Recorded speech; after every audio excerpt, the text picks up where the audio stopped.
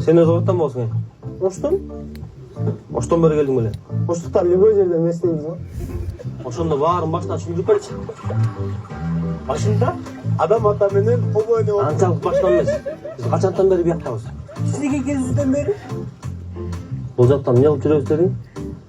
Жана эле сенин өзүңө эчтеке жок беле? Биз деген курсактын малчыларыбыз да. Курсак?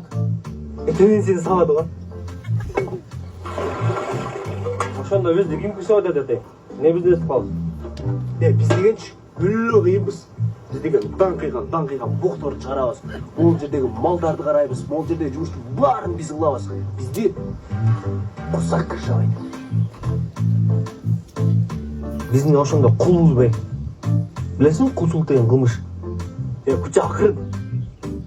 Курсан байке бизге хазайын болгону менен экөөбүздү кичинекейибизден багып чоңойтподу беле? Биз деген жетимбиз да. Өзүң жетим.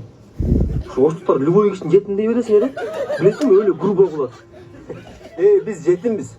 Бул жерде иш эле кылганыбыз болбосо, атак жаша, кайып го, каалаганын кыласың. Мен жетим эмесмин.